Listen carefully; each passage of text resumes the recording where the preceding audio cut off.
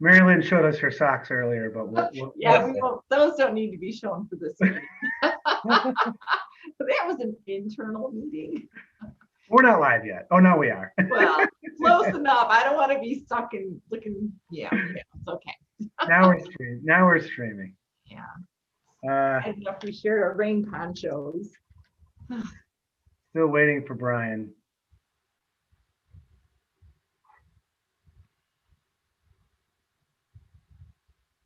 Oh, there he is. Thank God. We can't do this without him.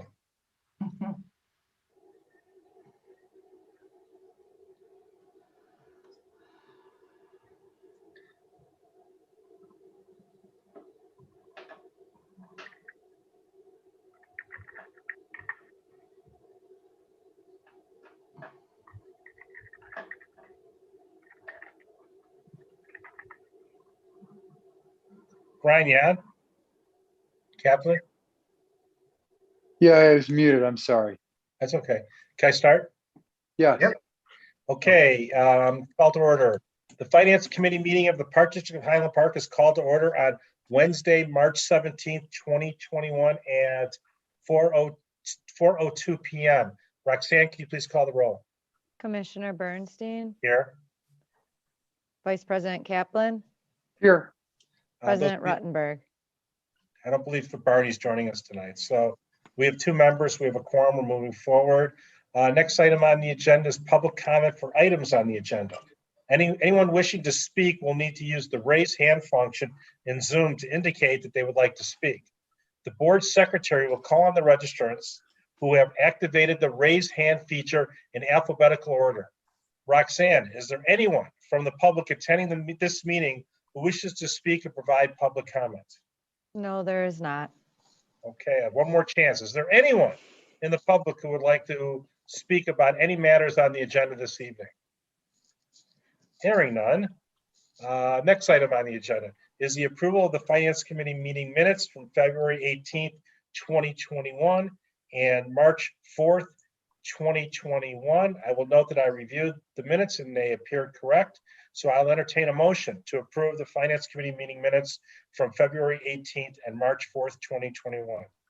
So moved. There's a motion by Vice President Kaplan, and there'll be a second by Commissioner Bernstein. Any discussion? Hearing none. All in favor, say aye. Aye. Ayes have it, and the motion passes.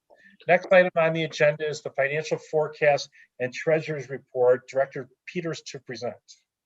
Okay. Let me just pull this up. Share. Okay. Okay. Does that look like it is in presentation mode on your end? Yes. No. Oh, well.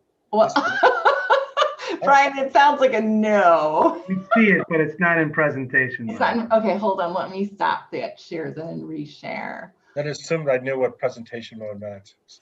I was just winging it, basically. I was trying to get I saw a picture on the screen. I figured that was it. Yeah, what do I know? Okay. All right, now do we see presentation mode, Brian? Yeah. Okay, excellent. All right, good afternoon and welcome to our 2021 financial forecast and treasurer's report for February 28th, 2021. And we are going to start off, as we usually do, by looking at our cash flow projections for operations. Keep in mind that we have budgeted for 2021 to have cash on hand at about 2.2 million at year end. And presently, based on our actual February's, and then we are presently projecting the rest of the year to be looking like we think we'll have about $12.5 million cash on hand at year end. So we are doing better than what we originally budgeted so far at the end of February. And then keep in mind that per board policy, 25% fund balances are required in our operating funds, which would be at about $4.1 million. So we are looking substantially better than that minimum reserve that we require. Next, we're going to look at our operating funds at February 28th. And if we go down and look at our green solid and dashed, we're pretty good as far as revenue coming in. We're a little bit below. Keep in mind that back in January, we were in tiering mitigations of phase 4, which is not what we had budgeted for. So that definitely hit our revenue a little bit. But at the same time, because we had fewer programs and operations going on, that our expenses came in much less than what they were budgeted for. And so overall, when we look at that, we are looking at a surplus so far at February 28th of about 322,000 of where we sit actually versus where we had budgeted. One of the larger expense savings is in payroll, which we'll look at more closely in a few minutes.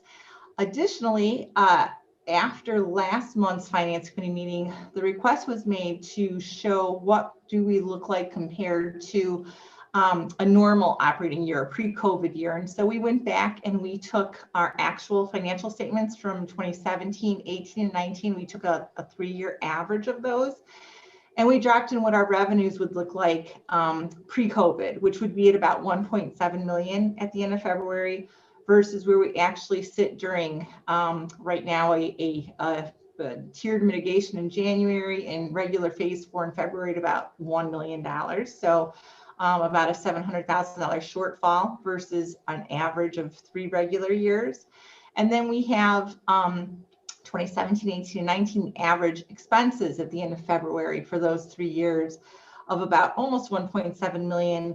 And we are at an actual of almost 1.5 million. So overall, if you net that all out, we are at about $500,000 short when we compare where we actually are at the end of February versus what a 3-year average looks like pre-pandemic. So do we have any questions on this schedule since it's been tweaked a little bit since the last time we saw it? Yes, Brian, I'll let you ask Vice President Kaplan. No, I'm all right. I just want to know if you could send me this presentation. I'm on my phone and cannot even come close to seeing it. Like right at this very moment, send it to you? No, when we're done. Oh, okay. Okay, sure. Let me just write that down. I'm like I said, I'm on my phone, zooming on my phone. I can't even, I won't even pretend that I can see it. Okay. Okay. It looks good. I mean, it looks good actual versus budget, but not so good, I guess, versus a pre-COVID year. Oh no, but it's a COVID year. I think we're doing Right. We are doing better than what we budgeted. So I think that's good. And considering that we had tiered mitigations for a few weeks in January, and we certainly didn't budget for that, we're looking good. Okay, so I'm the one who asked for the averages for the non-COVID years, the most recent non-COVID years, and I appreciate that. I think it's very helpful. So I'm understanding this is that we're basically how do I explain this? How do I say this? Our net in this from operation is $550,000 less than it would be in a normal year. Correct. So the question is that how are we compensating that 550? How are we dealing with that $550,000 loss? It's not reduced expenses. Our expenses only came down a couple $100,000. So what are we doing to help offset that? Are we just budgeting less, or just explain that to us? So what I think I want to focus at is end of year, where we're budgeted to look. So at about 2.2 million. If you recall, for 2020, we had budgeted the surplus in our operating funds at the end of the year to be a little over $3 million. So, so basically a phase 4 versus a regular functioning phase 5 year, there's about $1 million difference in our net surplus at year end. I don't know that it's fair to just make a conclusion at the end of February, because really the bulk of our programming is over the summer. I mean, it's just kind of where we are at right now. That's fair enough. So why don't we do this? So I understand this. Again, this, I'm like a third grader when I'm looking at this stuff. Is if we could have that discussion for 2020, because 2020 was 9 months of COVID, and if we could compare the 2020, the end numbers with 2020 with the 3-year average before COVID. And just so I could see how that tracks, how 2020 differed than a normal year. And then we could probably extrapolate that to show, at least for the first half of 2021, how we're, trying to track where the differences are going to be between a non-COVID and a COVID year. Okay. Okay. That so is, you follow me? Well, maybe let me try to put it back in my own words and see if they answer. But are you basically looking that on the bottom here where we have these charts that you want us to also drop in what our actuals were for 2020 as two standalone lines, 2020 revenues and 2020 expenses? Yeah, and I also like to see end of year. I mean, we've probably seen it already, but I like to see an end of year compared to 3 years average beforehand, the non-COVID years also. Okay. Now, can I make a suggestion? And it's okay if you don't like my suggestion, but I'm trying to combine a little bit of what Mary Lynn's saying and what you're requesting. I think what Mary Lynn is saying is we can do all those things, but I'm not sure it will tell a story that is helpful until maybe like mid-year, like 6 months in.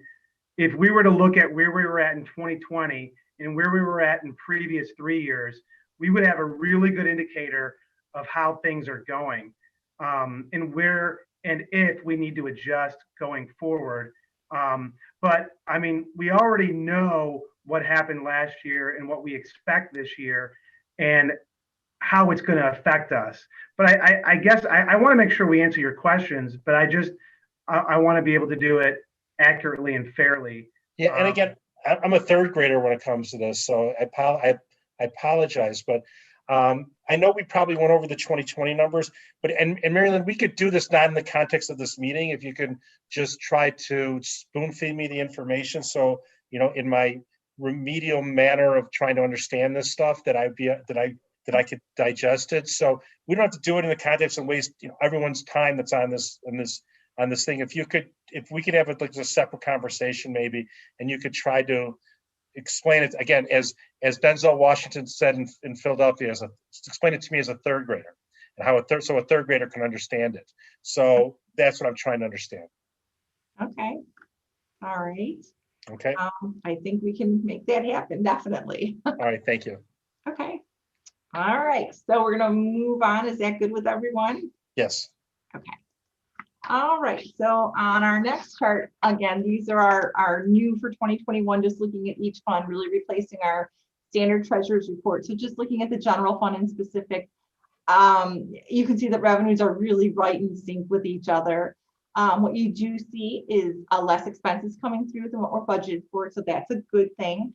Again, in a few minutes, we're going to see a big chunk of that is payroll. But again, in January, we were in tiered mitigation. And so there was less program and operations going on.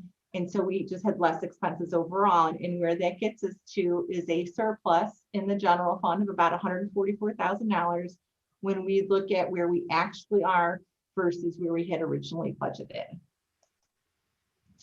And then we'll look at the recreation fund in the same fashion. This is a little bit different. Our revenues are about $100,000 below than where we had budgeted them at the end of February. Again, we had those tiered mitigations back in January, but with reduced operations and programming, we also have then reduced expenses. And in fact, we have reduced expenses that are a greater reduction than we had in revenues. And so that leaves us with a surplus of $188,000 more when we look at our actual numbers versus our budgeted numbers. Again, we'll see in a few minutes, part of that reduction of expenses is payroll is a chunk of that. And I think that's all I'll say on this one, unless you have any questions. Vice President Kaplan? No, ma'am. I got none. All right, thanks. Okay. All right, next we have the special rec fund, which is trending exactly where we expect it to be. And same when we look at the debt service fund, that is right where we would expect that to be as well. Next up, we have our capital fund. And if you recall from last month, we looked at, we have this OSLID grant of 200,000 sitting in our budgeted revenue. It has not hit yet in our actual revenue. Again, that is because as we use the OSLID money, then we get to claim it into revenue. So right now it's sitting in deferred revenue. On the expense side, we can see we had budgeted to have spent about $60,000 so far in capital. We're only about $13,000, and that is largely due to the Sunset Woods Playground and the master plan project. Since we had budgeted to already have expenditures for that in January and February, but as we all know, that contract for the detailed playground design really isn't hitting until March, and then we'll definitely see our capital increasing after that, as well as expenditures on other projects. Do we have any questions on the capital fund? Vice President Kaplan? No questions. I have none either. Okay. All right. So let's look at payroll. So we have our cumulative monthly payroll chart, and we can see our actual payroll at 982,000 versus the budget that was over $1 million. So as we've been alluding to on the previous slides, our payroll is coming in at about $92,000 less than where it had originally been budgeted at. And then what I want to do is show you this next slide, which was a request as well to show the non-cumulative monthly payroll. So what we did is we have the same things down on the bottom here. We show each and every payroll and then what the total actual payroll is for each month. And then comparing it just month to month non-cumulatively where we budgeted payroll at. And so we can see there was a greater savings in January than we had in February, although in February we were still under budget by almost $25,000. Where we kind of, I guess, brought our actual budget closely together in February, and you can see it in the budget too. We budget a lot more payroll. In February, we have a holiday President's Day where we do have hourly staff working and they get double time for that holiday on President's Day. We also had a lot of snow in February, and so we did incur a substantial amount of overtime pay to eradicate our parking lots and such of snow. But even with all that, again, as we saw on the previous slide, we're $92,000 under budget so far for payroll. And in the month of February as a standalone, we're at about $25,000 under budget. So do we have any questions on payroll expense? I have no questions. Brian? No questions. Thank you. Okay. All right. And so in conclusion, in January of 2021, Park District programs and facilities were either partially closed or canceled due to COVID mitigation efforts. Fortunately, the Park District was able to significantly adjust expenses, especially payroll, resulting in $322,869 above budgeted net revenue. Additionally, vaccinations are steadily increasing, positivity rates and hospitalizations are decreasing, and we are seeing significant increases in both spring and summer registrations. Furthermore, we continue to receive unbudgeted financial support. Pederma recently provided us with $72,000 in insurance rebates, which was included in our cash flow schedule at the beginning of the presentation. And with the passing of the American Rescue Plan by the federal government, that will provide relief for 75% of our unemployment costs, plus COVID-related relief funds, somewhat similar to the CARES Act funds that we have previously received. And that's all in addition to our current eligibility for our FEMA funding, for which we have not filed yet. So all of these places, or all of this places the Park District in a very favorable financial position as of February 28th. Do we have any questions? Vice President Kaplan? No, sir. No, I think this was pretty clear, and I appreciate it. I don't have any questions either. Is there anything else, Director Peters? I have nothing else. I mean, one other thing, we just got a check this afternoon for $18,000 from the IEPA, and that was not in our cash flow projections, and nor was it budgeted. So that's just another nice little chunk of change that came in unexpectedly. Okay, and then we can't go to the the riverboat and put it on black, or is that just? I mean, I'm thinking that might violate the park code, but Okay, all right, so I'm not recommending that we go to the riverboat and put it on black then. Maybe red, but not black, okay, so. Okay. Yeah, I would go with those green zeros today since it's St. Patrick's Day, but. Okay. Anything else?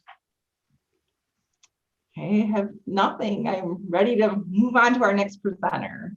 Okay, next item on the agenda, slide resurfacing and heater replacement at Hidden Creek Aqua Park. Director Carter present. And I'm going to, Brian, I have to take a call real quick. So then you just take care of this and I'll be right back. All right, move to adjourn. Thanks, bye.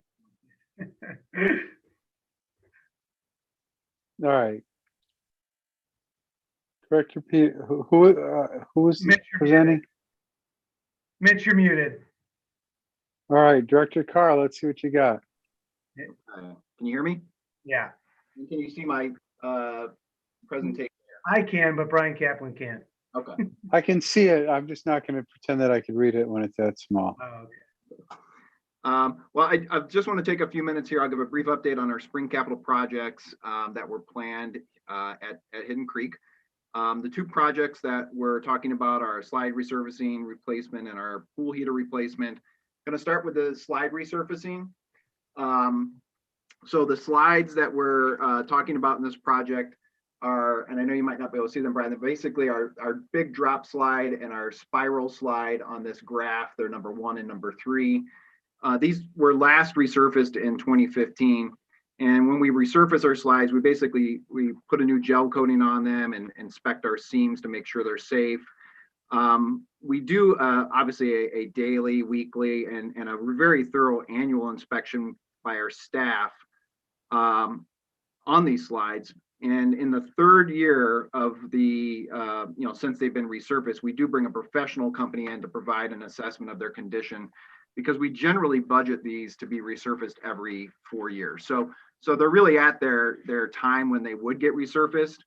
At the end of our 2019 assessment, the speed slide and our use slide were identified as immediate needs. And if you remember last year at this time, we had recommended to move forward with them because we just didn't know if Hidden Creek was going to open, and those two particular slides were going to have to be resurfaced. So we did those last year, but we held back on the ones we're talking about today because while they were recommended, they still had about a year of useful life out of them. So while they didn't get used this past year, the UV rays and cold winters do have a deteriorating effect on them. And in our review of them at the end of last year, they definitely need to be resurfaced. So we did get bids back yesterday on this project. Due to the specialized nature of the project, we did have a mandatory pre-bid meeting in which we did have 2 bidders that registered, but only one of them showed up, which meant obviously we would only have 1 qualified bidder. Certainly a concern before yesterday, but we did receive that bid back at $26,205, which was under the project budget. It is from a company called Slide Pros, and that company we have worked with in the past. We have good confidence in them. So staff has comfort in requesting consensus from the Finance Committee to recommend that we approve, to seek approval from the board as part of consent agenda at the March 30th regular board meeting. All right, you said that the 26,000 quote was less than what we had budgeted? Yeah, the budget was $29,000 for this project. That was my question. Okay. I assume Cal's not back yet, but sounds like Brian gives his consensus. Okay. I give my consent. Okay. I guess ahead. it's a quorum. I'm the only one here. We could pass anything. Hopefully Cal will just agree with everything you say. So let's go to the heater, which is even easier. So The heater's necessary, right? What's that? Heater's necessary, right? Heaters are definitely necessary. Pass. Well, we're No. actually, let me talk through the bid and we'll tell you kind of our thought All right. process on this one. But but they are necessary. We have two of these heaters. They heat 500,000 gallons of water, so certainly an absolute need. Their service life is about 7 to 10 years, so they have met their useful life. They were installed in 2009 and 2010. We originally had budgeted these as kind of separate year projects, but when Hidden Creek definitely did not open last year, we decided to push and defer these into just this year. And operationally, one of these units is definitely in more dire condition than the other. We did open our bids yesterday. They were due yesterday. We did receive 5 bids. Unfortunately, all 5 of the bids were over our project budget, with the lowest one still being significantly over our budgeted amount. Our budgeted amount was $50,000. Our lowest bid came in at $65,390. Wait, say it again. The budgeted amount for the project was $50,000, and our lowest bid out of the 5 was $65,390. Why did we bid it lower? Usually you guys are pretty on track. Yeah, this was definitely a We surprise. not bid it. Why do we budget it lower? Yeah. Usually you guys are pretty good. Yeah, so this is definitely. Go ahead. I'm sorry. I'm not saying you're not. Don't misunderstand. No, I know. It's definitely a surprise to us because when we, a few years ago started to develop the budget for these projects, we had put in about $30,000 to $35,000 for each unit, and that was with installation. So now, since that time, we have a trades technician and our facility maintenance manager who both have HVAC experience. So we're actually going to do our own installation. This is only for the heater itself. Yeah. So we were surprised. It could be a number of things. It could be materials. It could be, the steel, components that we're talking about still with those steel tariffs. That could be. It could also be that a lot of people did also defer projects. So quantities of these units might be. That's what I'm thinking. Yeah. So what we thought we would do as part of this is go back to bid this project, but we bidded it out as 2 units together and bid it out as a separate for each unit. And that would allow us to come back to the finance committee with a recommendation of either going forward with purchasing one, staying under our budget, and meeting the most dire need, because one of these units is really definitely at its end of its useful life. But if we go back and the bid comes back at, $45,000 for just one unit, we were getting a discount for doing 2, we might be better off, Doing 2. Yeah, correct.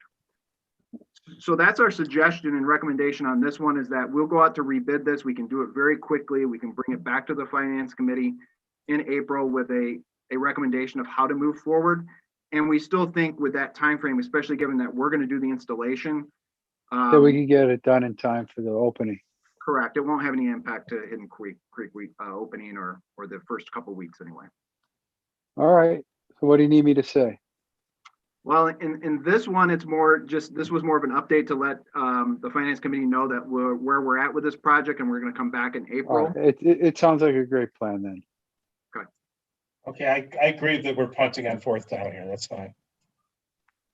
And Brian gave his consensus on the previous slide to move forward with the slide resurfacing, which is under budget.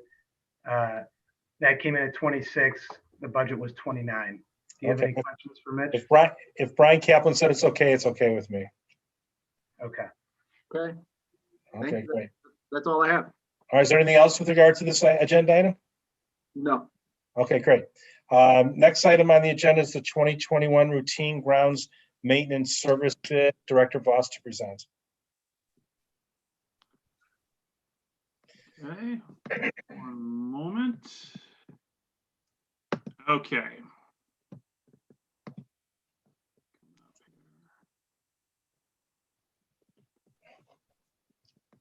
And this is not in presentation mode. I've learned that today. I'm getting there. Okay. Okay. See, I learned something today. All right, so a few weeks ago, I did a brief update on 3 park maintenance contracts, and this is specifically just one. So at the end of this, I will be asking for the consent of the Finance Committee this afternoon to put this on consent of the March 30th. So the Parks Turf Maintenance Contract, it includes, it's 26 weeks of, it's what we call the mow and go. It's string trimming and mowing, a little bit of leaf mulching in the fall. There are a number of sites that are listed. We do include our School District 112 sites that we are obligated to do with our agreement with them. And this was bid out last year, and we did not approve it at the start, and about halfway through late June, once we got into phase 4 and we were unable to do it ourselves in-house anymore, we did about half a contract. So this is a renewal. It's $2,641 for the week. I threw in a few examples there just so you can get no rhyme or reason why I chose these, but just so you could see a couple examples of what a specific park may cost per week. And again, this is for 26 weeks. It's pretty on par with what I need to move the picture here. I can see myself and not the numbers. Sorry. So the budget, we're pretty on par with what we have done in the past. Again, last year we only spent $34,000, but that was half the contract. So the contract is $68,677. And this is with Balance Environments Incorporated. So staff is recommending to renew for the second year the 2020 bid for the 2021 season with Balance Environments for the entire 26 weeks. Is that it, Dan? That's it. Vice President Kaplan. Nope, sounds good. I have no problem with this either. That's okay. I believe it's a consensus of the Finance Committee to put this on the consent agenda. Thank you very much. By the way, when is our next meeting? So next week? No, it's the 30th. The 30th? Okay. Sorry, Brian. Thank you. Thank you for. Didn't mean to And then, okay, steal next your item thunder. on the agenda. Let me get to that. I've lost my whatever. And whatever. This is the next item on the agenda. I lost the cheat sheet. Purchasing of hybrid replacement vehicles. Okay, great. Thank you. All right. And I'm sorry that President Ruttenberg's not here to watch this presentation, but I know. We could send it to him. We have a few vehicles that are due for replacement. We have not replaced any vehicles in the last 2 years. Two of the vehicles that we were looking for is currently in the capital budget.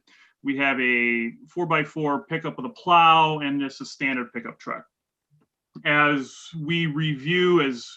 I and the staff review the vehicles, constantly reviewing, we have determined that we really don't need another plow truck. We had one extra, I won't say an extra, over years of how we had purchased, we seem to have more than we need. And this plow truck that we'd be replacing actually wasn't used at all. Four-wheel drive no longer works in it. We haven't repaired it, and it wasn't used at all. So we know we can get through a winter season without replacing it. So as we look at these vehicles before we purchase, we look at what our options are, and instead of just going, right to the exact same replacement. So this was a good opportunity to replace a couple of vehicles with a hybrid vehicle, and doesn't have to necessarily, these two vehicles didn't necessarily need to be a truck. Still hauling some tools and some things, but they're more for supervisory positions, and they don't, again, they're not hauling leaves or trees or a lawnmower in the back. So again, this is an opportunity to go look at the hybrid. And so you can see we have these two vehicles. We budgeted $65,000, And to go through our state purchasing, cooperative purchasing, we can get 2 of these vehicles for $55,944. But of course, with hybrid, there's also some hope for some other benefits, which of course is saving in for both the environment and saving for fuel. A Ford pickup truck, this is just a standard Ford pickup truck with a 2-wheel drive, roughly gets about 20 miles to the gallon, where the hybrid is going to get 44, this is city miles. So the vehicles currently average about 6,000 miles a year. For the current truck that we have right now, about $627, and a hybrid would only be $284. Take that over a 10-year approximate fuel cost savings, it'd be about $3,427 times 2 vehicles takes us to $6,855 for expected fuel savings. So the staff is recommending the purchase of 2 Escape hybrids in the amount of $55,944, which is just over $9,000 under budget. Also waiting, unfortunately, did not get the totals yet. We will be trading in 2 vehicles. It's expected about $3,000, but that I'll have that information before the March 30th meeting as well. So again, looking for consent from the Finance Committee to put this on consent for the March 30th board meeting. Any questions? No questions. You have my consent. I think I'm going to say this over the objections of President Ruttenberg. I agree with this, and it's fine to be on the consent agenda for this. Okay, thank you. Thank you. Last item on the agenda is other business. Director Peters to present. Okay, all I have is to share with you are the dates for the next 2 Finance Committee meetings, which are in April. We have one on Thursday, April 8th at 4 p.m. and one on Thursday, April 22nd at 4 p.m. Great. April 8th, I'm good. April 22nd, I'm good. I have something in the morning. Okay. Great. All right. So I think that's. Is there anything else we need to discuss? Any other additions to the agenda? Not from staff. Vice President Kaplan. Not for me. Great. Then I'll entertain him. This is, by the way, we go much quicker without Barney here. I just want to get on the record. Okay. I'm going to entertain a motion to adjourn. So moved. I want to see if I could draw this out a little more. Okay. There's a motion by Vice President Kaplan, a second by Commissioner Bernstein. All in favor, say aye. Aye. The ayes have it. The meeting's adjourned at 4:39